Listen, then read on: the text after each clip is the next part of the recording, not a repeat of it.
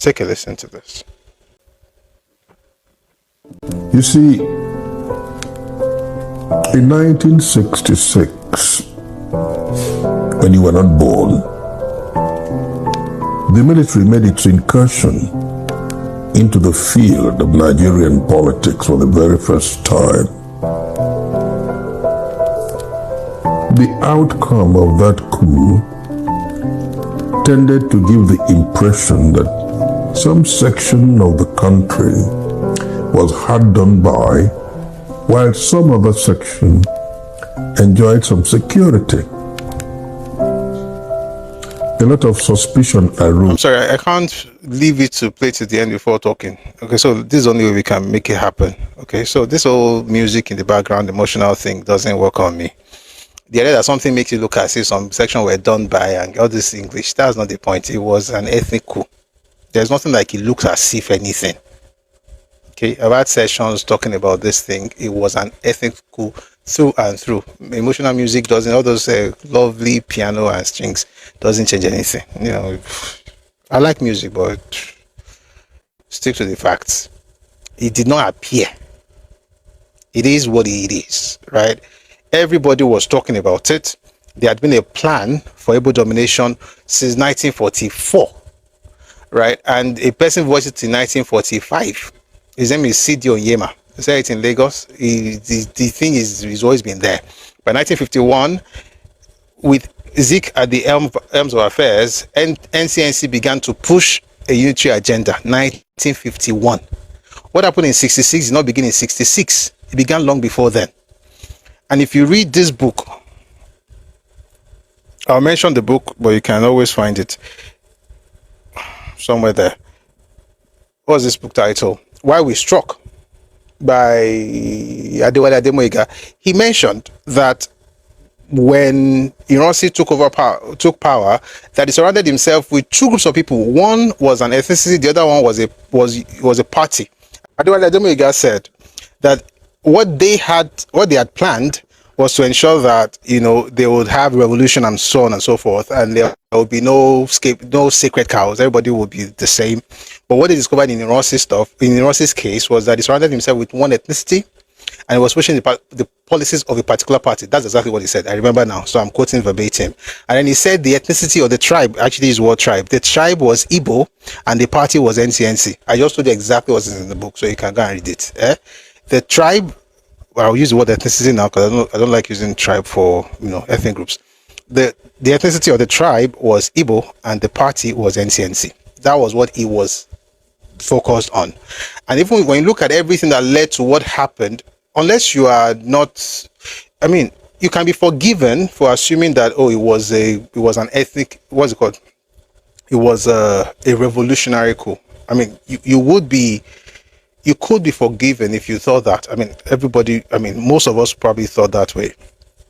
And then, of course, you use the arguments of people like people like Nzogu, who were 100% revolutionary. And I like to always highlight that they were 100% revolutionaries. They were trying to change the country. But Iromitonjo, the people who were actually moving the whole idea were pushing an ethnic agenda. And you have to go back some of our videos, and I promise you, we're working on something. It's just going to take a long time, because since you said I should write a book, we have to have like some people oversee it. And oh boy, that thing is stressful. But it will come out one day, very soon. Not this year, definitely. But the point I'm trying to make is this. The origin of that coup was August 1965, was started by 3 people. Okay?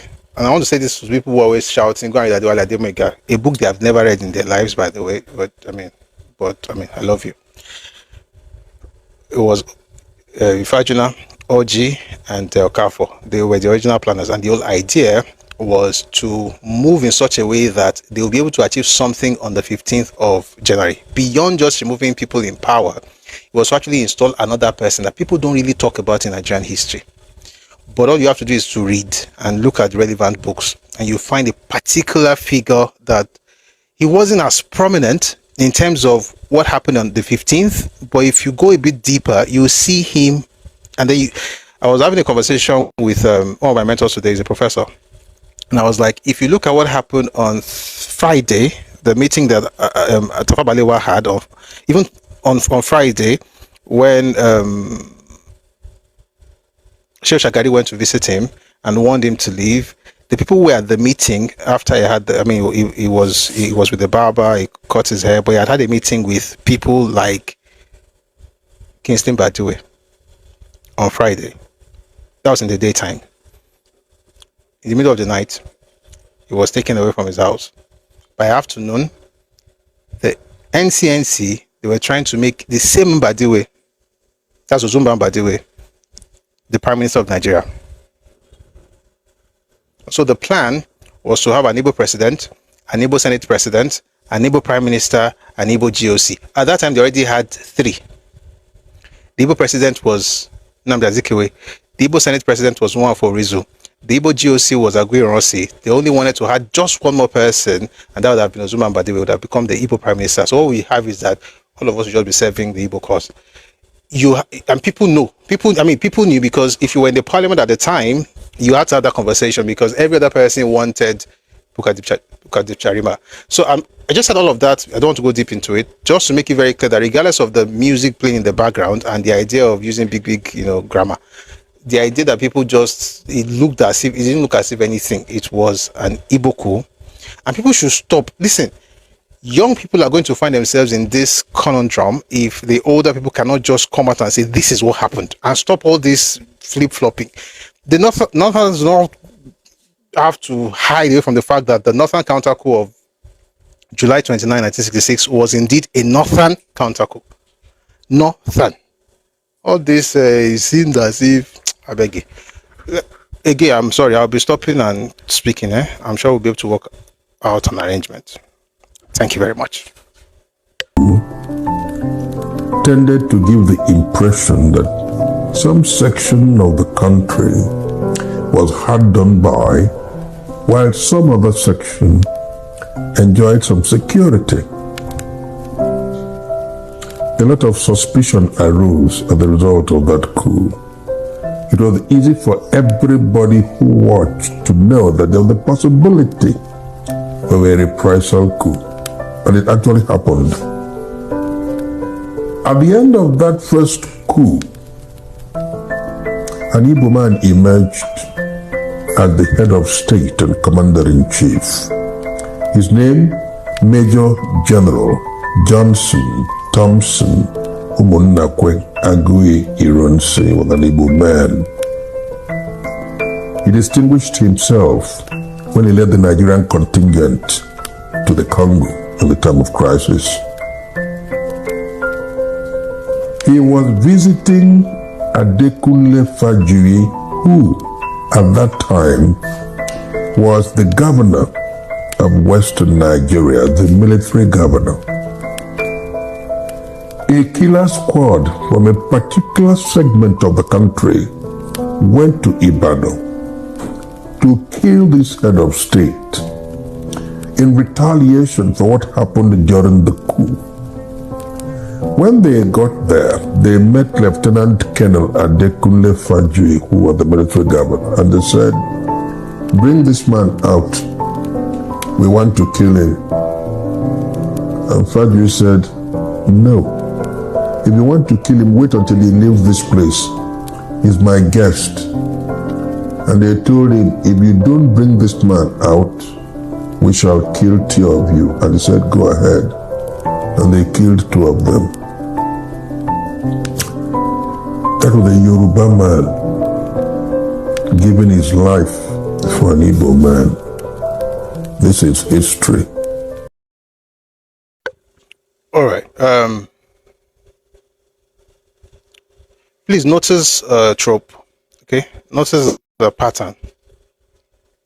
All right, this unity is built on the Yoruba person giving his life. There's a particular pattern you notice. This thing is one-sided. We're going to play soft music, make sure it's emotional, have piano. If you can, also add some strings, give us that feel. But we're going to also use very deep, baritone voice, which is quite nice, to be honest. But what we're going to do is we're going to talk about unity and love but the pattern would be that over time, the person who seems to be the one bearing all this burden, you notice that the pattern is always on one side. I won't tell you the side, but you can make up your mind. So you've already heard about Adekunle Fajuyi, who gave his life for his guest Abi. Okay, listen to a few more things. I am recalling this because you said, maybe because you're a Yoruba boy, I want to kick you out. Wait. Number 2, just to tell you how close both tribes have been.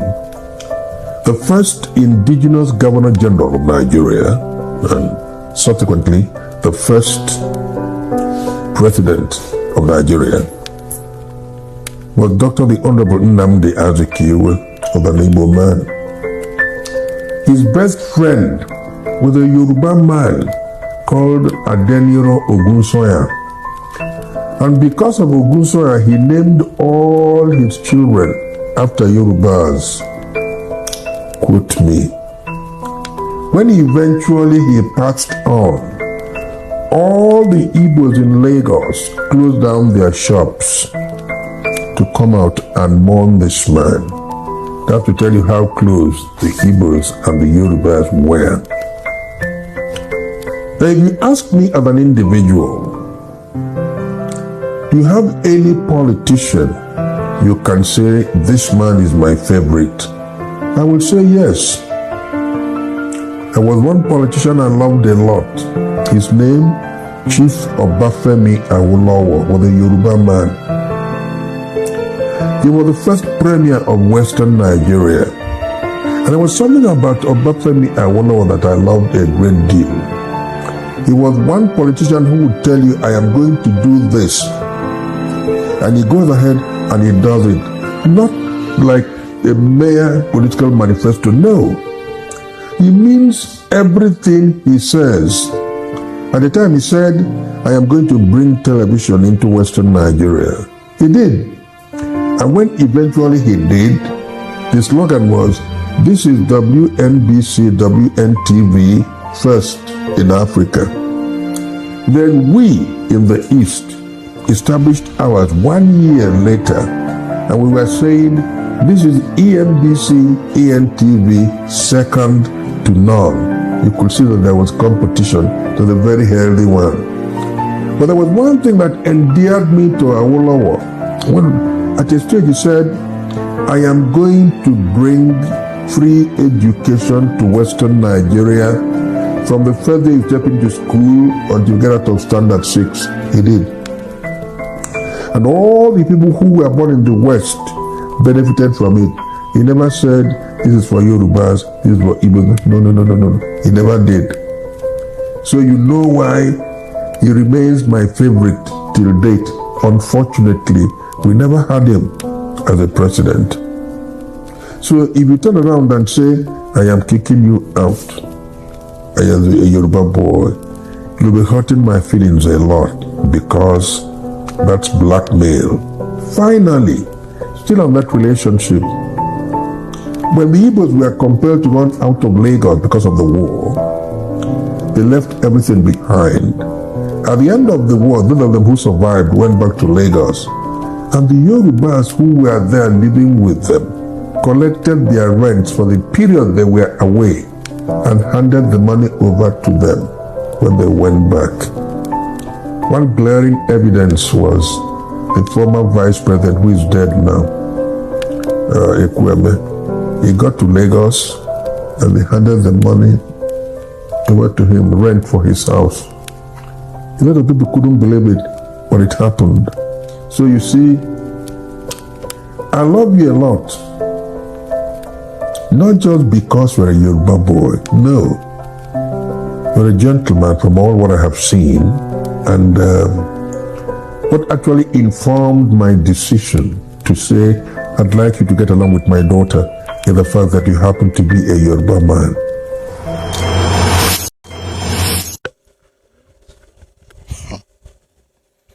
What did you notice in that clip? What did you notice? You had the case of Adekunle Fajuyi, to fire robber. You have Awolowo, who allowed everybody to be educated. You had people return after the war. They got their the buildings back, their properties back, and they even got rent, in different parts of Yorùbáland. This love that people have for Yorùbáland, how come there was no example of anything that was done? I mean, all the 6 things I mentioned right now, that's what Yoruba people did to or did for Ibos, right? He didn't mention anything that the Ibos did for the Yoruba. Did you notice? The 2 things he mentioned that the Ibos did, number 1, he said that Zik named his children, gave his children Yoruba names because of his relationship with Adeni Ogunsoya. And so, to be fair, it wasn't because of Adeni Ogunsoya, it was something else. But let's even assume it was because of Adeni Ogunsoya. How does that one change the price of Maggi? Then, when Adeni Ogunsoya died, people closed their shop and then they went for the burial. So what you notice is that the basis of this so-called love is one-sided. It's based on what I get from this group. So I got this. I got the fact that one of them could stand up and die for one of my brothers. Another one could allow my brothers to have education in their land. Another one could just open the door. As long as they're doing all of these things and they're allowing you to do whatever, they are good people, great nation. That's not love. That's parasitic relationship. That's not how you know that I'm a good person. Where, and by the way, all this music that is playing, this are all that the people say they like. There was hardly a time he campaigned in the East and he was not stoned. It is documented. Read this book, Adventures in Power, Book 2, Travails of Democracy and the Rule of Law. Was one of the book by Papa. And look at what happened to him when he went to Onitsha.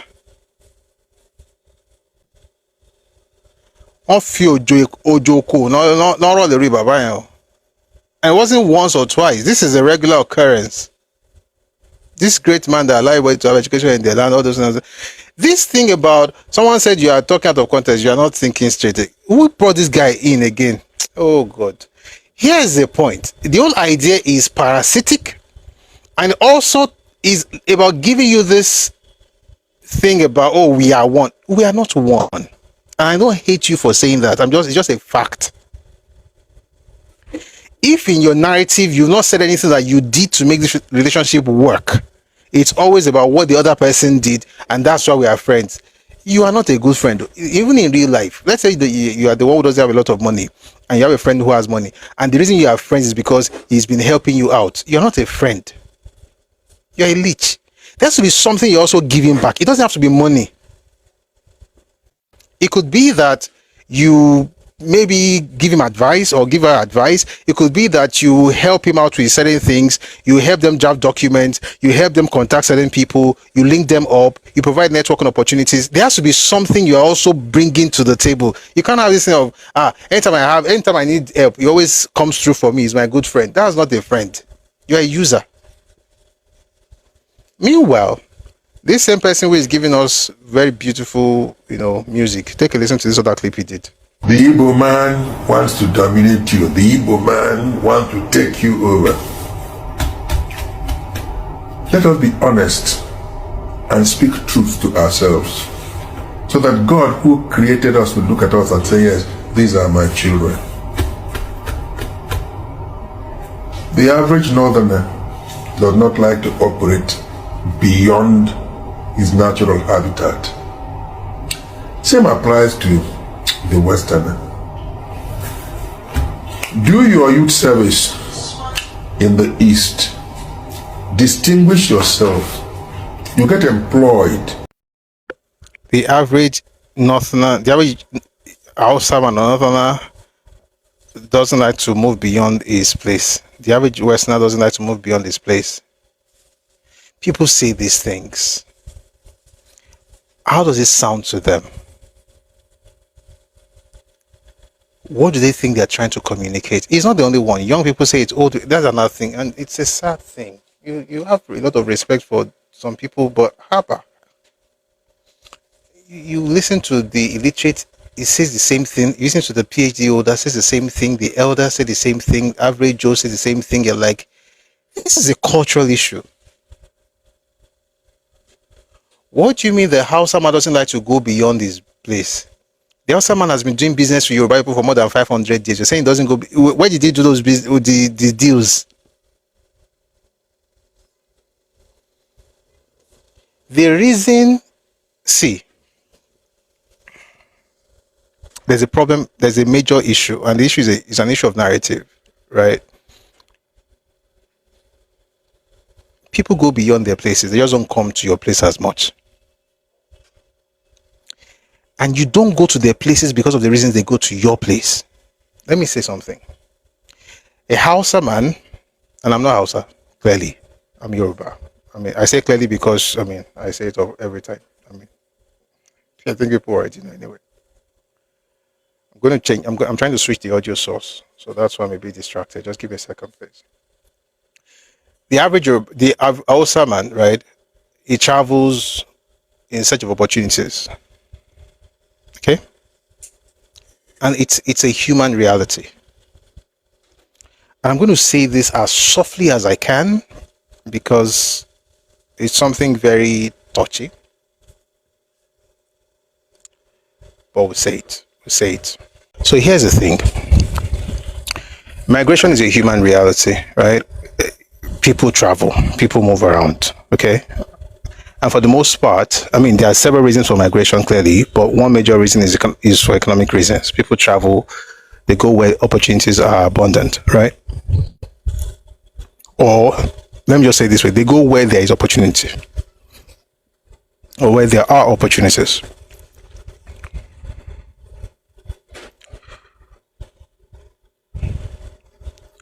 But let me ask you a question. This is the best way to say what I'm about to say. Europeans, Americans, do they migrate to Nigeria? Please just write yes or no in the comment section. I want to make a point, and I think this is the best way to make the point. Do Europeans, Chinese, Americans, do they migrate to Nigeria? I hope you know the right answer, Shao. Yes, yes, yes. So the answer is yes. The answer is yes. Do they move to Nigeria in order to seek opportunities? The answer will also be yes. But here's the flip. Do they leave their homes because there's scarcity? So that's the other question. Please answer in the comment section. Do they leave their homes because there's scarcity?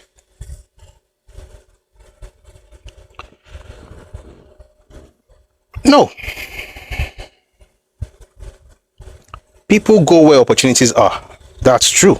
So everybody travels. Even Americans move to Nigeria. Chinese people move to Nigeria. Why? Because there are opportunities in Nigeria. But the American moving to Nigeria is not moving to Nigeria because there's scarcity back at home. He's moving to Nigeria because there's opportunity in Nigeria.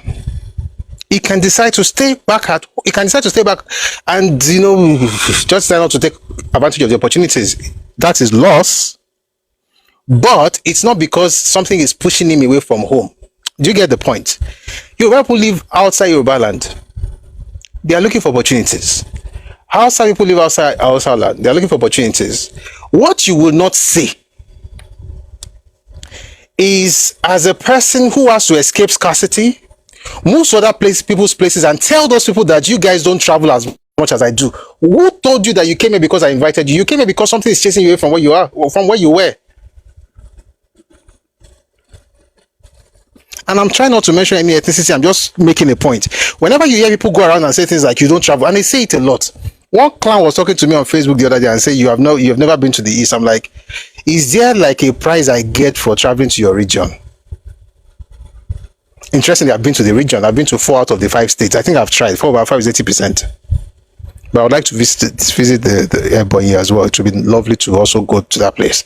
And I don't think it's a bad place. I think it's actually, just like every other place, you have your good experience and not so good experience, but it's not like essentially a bad place. It's also it's a good place. It has its good sides. I've been to the north. I've been to, I don't know, more than 2/3 of the states in Nigeria. I've been all over the place, and there are good sides to places, there are bad sides to places. Even in my own land, there are bad things. So that's the thing. I'm not going to come here and tell you that everything's just so perfect in Yorùbáland. There's nothing. We have issues, so. But what I will not do is, if I know that there are no opportunities, again, listen, I can go to another place for opportunities, but it's not because there are no opportunities at home. Maybe I don't like the one I'm looking at, or maybe because I feel what's outside is going to be better than what I have right now, or I just think I want to explore, or there are just more opportunities, or there's a new field, or this new venture I want to get involved in. That's fine. But if I'm leaving home based on the fact that I cannot be at home, I shouldn't have that right to now tell people that you don't travel as much as I do. What does that mean? You're literally here because you have to be. The Americans in Nigeria are not here because they have to be. They can decide to pack their bags and go back home tomorrow, and they will miss opportunities in Nigeria, but hopefully they'll be fine back home. The point I'm trying to make is that certain people should stop this nonsense of saying that the average Hausa man doesn't go beyond the north, the average Yoruba man doesn't go beyond. If the average Yoruba man does not go beyond the west, how come you have people in different places? They travel. And if you think average Yoruba man doesn't travel, I'll take you to Ejigbo people and to Ogbomoso people. You go and tell me how far you have traveled. Go to Shaki, go to Iseyin. On track in Vulonje. The point is where they're going, and they will not get to those places and tell those people that, hey, you people don't travel, as if there's one plaque or award you get for just moving all over the place. Being a nomad is not essentially a very cool thing if you really think about it, but I digress. Let's continue listening. Wish yourself, you get employed, you are even given a parcel of land. You are a Yoruba man, you abandon all that, you run back home. When an Hausa man, you do the same thing. An Igbo man picks up that employment and develops that parcel of land. Then you turn around and say he wants to dominate you. That's unfair to God who created all of us. If there's anything I detest when discussing Nigerian political history or our reality in terms of cultural entities, one of the things I detest is emotional argument. Because what it does is that it reduces very complex situations into something so simplistic it loses its meaning. The Yoruba man goes to the east, he serves in NYC, he gets a job. After service, he leaves all of that and goes back home. How many Yoruba people were told to stay back in the eastern region? How many eastern region people live in the southeast? How many southeastern people live in the southeast? The last time the governor of Anambra State spoke about it, he said, and I quote, more than half of Anambra indigents live outside the state. You think it's because there's a lot of opportunities back at home? Have you ever heard that kind of thing before? As a Yoruba person, more than half. That means it could be 55 or 60% or 70%. I don't know, but it's definitely more than 50%. Oh, the Yoruba person comes, they give him a job, he drops it and goes back home. The other person comes, he gives him a job, he drops it and goes back home. Why? Because he has to go back home. But when the Igbo man goes there and serves, he has to stay there because he knows what. There's the same we have in Yorùbá. Listen, there's no possibility she'll see. Yoruba people say things like, Shomobo Shefilelesi. You know the condition at home. It's a conversation that people have like when they are really struggling. And again, there's no culture that doesn't have struggling people. I don't even know why it's an issue. As you see, so you will go there. Let me tell you something about me. There are times when I've traveled to places and I just felt like, okay, things are not working. And I returned to the southwest and I rebuilt. And there are times when I went out. There was a year like that. This was, I won't mention the year, it was many years ago. I was like, you know what, that particular city, I wanted to do something there and things didn't work out. And I returned. I'm going to go back there and do that thing. And I went and I did it. I just made that point for myself. I mean, not for myself, but for the purpose of what I went to do. But I'm glad I did it. But the point is, sometimes people have options. You probably don't have options and still and the reason people say you are dominating or you are clinical is not because you stayed back and you are working in they gave you the job now. They gave you this is the same leader that was telling you about how you about all this election Timbo. Election team boy, election team sumo. That's why I be hearing video of the piano played in the background, like, oh, we are the world. Oga, Michael Jackson. The point you notice here is social engineering, right? Appealing to your to essentially your PT, or trying to find empathy somewhere in there. But before election came out, this is what they were saying. So the Yoruba person will, but the Igbo will stay. The Igbo is staying, and I'm glad he's staying. I'm happy he's staying. But please, I beg. He knows what he left back at home. The Yoruba person also knows what he left back at home. When he travels, usually stays there, and I've seen that happen before. And sometimes it works out, sometimes it doesn't work out. But that's life. All I'm trying to say is we have to be very, very careful to reduce the idea of domination to, he stayed back and is working and they are saying he's dominating. You have to be afraid of God. You are doing something against God. I beg you. There's no God matter here. When people mention domination, it has nothing to do with the fact that they gave you opportunity. Let me tell you what really the issue was at the time and what it still is. The issue is that once he gets that job, he then begins to work to ensure that he fills the other spaces with people from his ethnicity. That is the issue.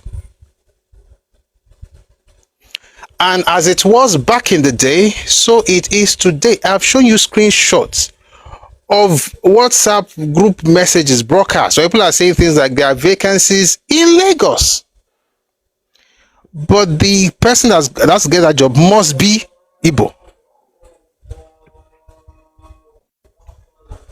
That's what they're talking about. It's not the fact that they gave you the job. You don't have the job. They gave you the job. How can you dominate the person who is giving you a job? What is happening is that they have given you a position that you are now using to favor your people based on nepotism, which was exactly what happened in the 60s. Nepotism. Let's hear a bit more and then we'll call it a day. God gave us talent, every one of us, right? You don't bury your talent and blame the other people. I'm an actor. We have Nollywood in Nigeria. The British colonized us and left us with English language as a lingua franca. What does that mean? The English language he left us was to enable us to communicate, since we cannot talk in our various tribes and our various tongues. So we can communicate, but we are not, because we don't want to. Now, what is nationalism? In 1956, the Queen of England visited Nigeria. It was the Rolls Royce that belonged to Sir Louis Odumegwu Ojukwu that was used in taking the Queen round Lagos. I want you to quote me. He didn't ask Nigeria to give him a cover. No, he donated it. Lagos was the capital of Nigeria. And so everybody got to Lagos to be part of whatever was going on. Please, I ask you to please help me, because I want to see if I can understand this thing.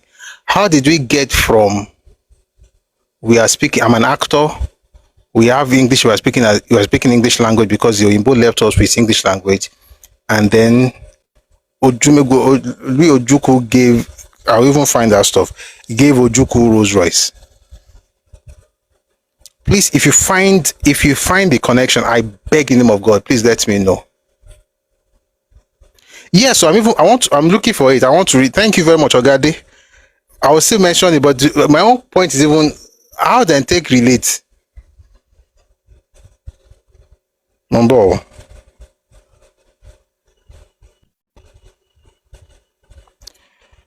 Actually, what happened?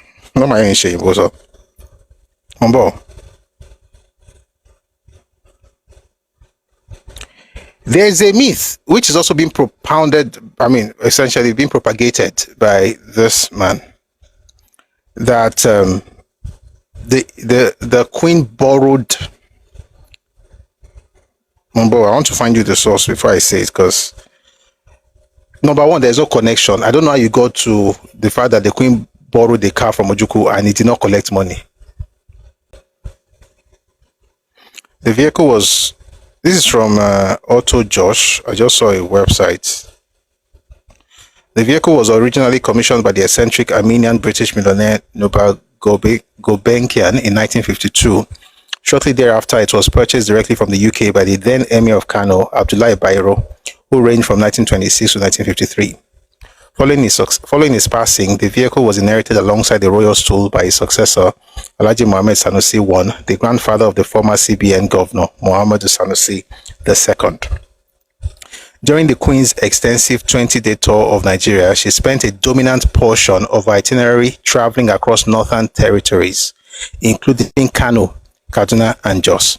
Alhaji Mohammed Sanusi I officially provided his inherited silver wraith to the colonial authorities to serve as a primary ceremonial open-top state cruiser. I saw that in Auto Josh. I mean, by the way, I could have said let's go and read book, but on top of what thing? That was in 1956, so she was there. She was around for 20 days in Nigeria to use, and most of the journey was actually in the north. For this particular car, and let me just show it to you so you see. Come on, pay 1 second. Let me show you the. I can't believe we're discussing this thing. You expect that the elders will be talking about something deep, Abi? Is a lie. This is the car they talk. I mean, this is the one. This was in the all through trip in the north. Okay.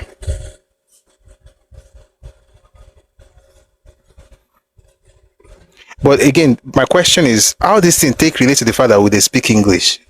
So you said that it was an actor. Let's even assume that Ojukwu loaned her the car. So what? I mean, think about it for a second. What does that mean? What's the big deal in that? It's like a pastor is coming to your city, and then your pastor tells you, "Oh, let us use your car to take that woman," and then that becomes your life achievement. The point is, most of the stuff was actually in the north, and there is no report. I'm looking for the report of her using the car in Lagos, but that's even happening in Lagos.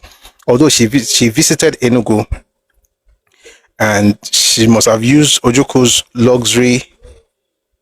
private luxury automotive fleet at the disposal of regional reception committee to transport the royal entourage and diplomatic staff.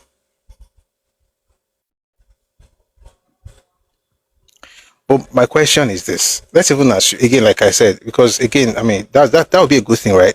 How does that play into the conversation about how ethnicity should work in Nigeria? The fact that you gave the Queen your car.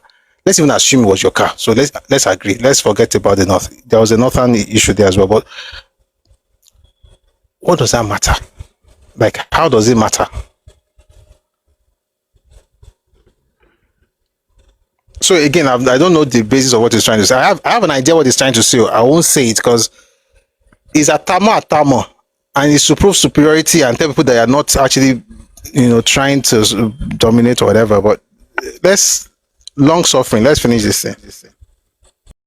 To quote me, he didn't ask Nigeria to give me a cover. No, he donated it. He didn't donate. Let's even assume he gave the car. He didn't donate. It was a loan, like use the car and bring it back. He didn't collect a cover. Okay, so let's even assume. Does that mean that he's a Nigerian? Like, there was not even Nigeria. I mean, there was no independence at this time. It was in 1950s. So all of this 20 kilo ni ṣe pẹ̀lú nǹkan tá à ń sọ yìí. Ẹ mọ̀ àbí? Ẹ tó bá mọ̀ ẹ jọ̀ọ́ kọ sí comment section because I want to learn.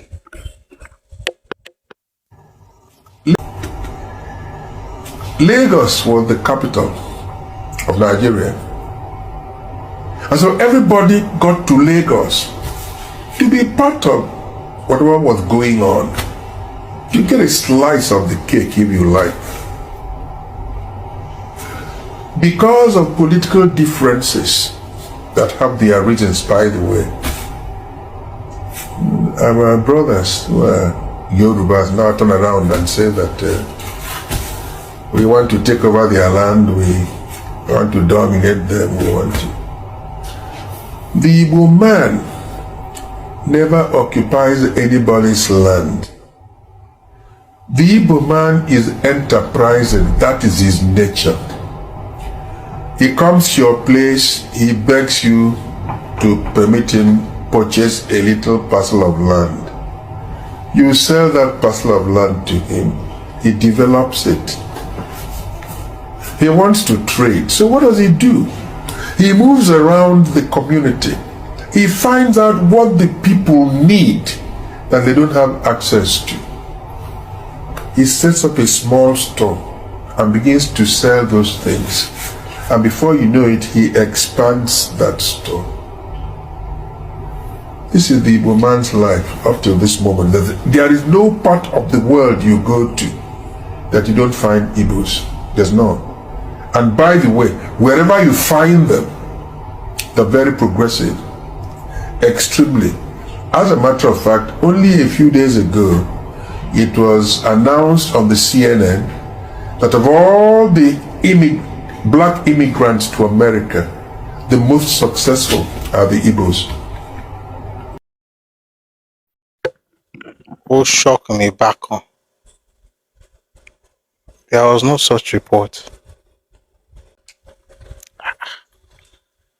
What are we going to get from all this lamba? Why?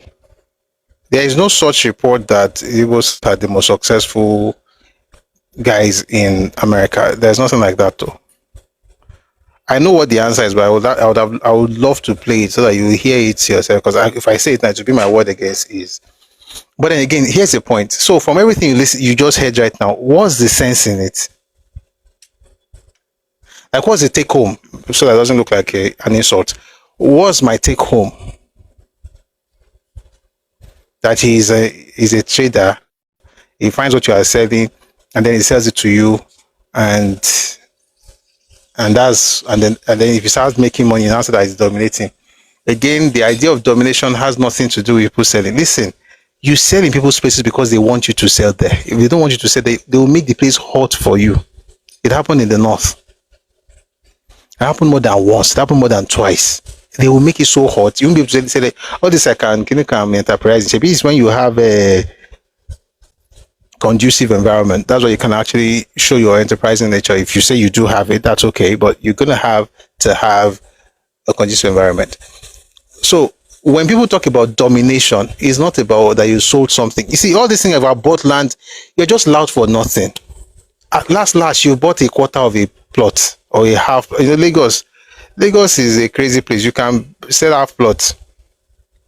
People they sell half plots these days. Just buy something and you're happy.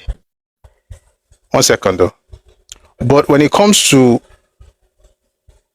I'm trying to find you that video. When it comes to the matter of domination, sincerely, historically in Nigeria, it has to do with folks actually employing their own people. That's why you had in the Nigerian Railway Corporation in 1964, out of just a little over 200, about 210 workers, 147 were Ibos. Right?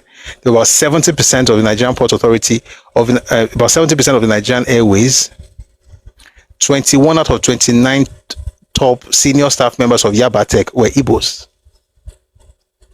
Right? VC of UI had to be Igbo. VC of Unilag had to be Igbo. Just dominated everywhere, ensuring that there's a pipeline that just kept bringing a particular ethnicity in, even when they did not have the prerequisite qualification, or when they do, they take them above folks who are from other ethnicities, e.g. Yoruba, and it happens several times. If you don't know what I'm talking about, two things I want you to do. Please go on our YouTube channel, look for a video, Achebe, Meritocracy versus Nepotism, and also go to Redomi Global on Telegram and look for the document, white paper on political alignment in Western Nigeria. And then whatever you find there, you can now decide what to believe. Now to what he was saying, he said that, and I'll come back, there are two things I'll still talk about before we go. He said that they said the Ibos are the most educated people in the US. It's not true. This is what they said. Please take a listen. Agbalagba. Take a listen, please. Nigeria is the most populous country in Africa with 190.8 million people as of 2018. You should also know it is the African country of origin with the most migrants here in the United States. There's a method to that madness, okay? The 2016 American Community Survey, well, it estimates that 380,785 U.S. residents report Nigerian ancestry. But get this, and this is where it gets deep. Please stay with me. According to the United States Census Bureau, 4% of Nigerians hold a PhD. That, folks, is compared to 1% of the general U.S. population. They're way ahead. Also, 17% of Nigerians hold a master's degree and 37% have bachelor's degrees. These are people who are supposedly have no merit. According to data provided by Rice University in Texas, Nigerian Americans, folks, they are the most educated ethnic group in the United States.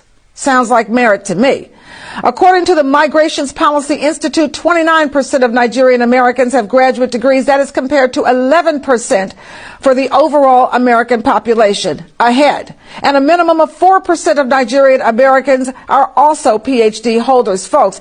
That is at least 3 times higher than any other ethnic group in the United States of America. More than 70% of black doctors in the United States are now of Nigerian descent. That brings Nigerian Americans. Nobody mentioned Ibo.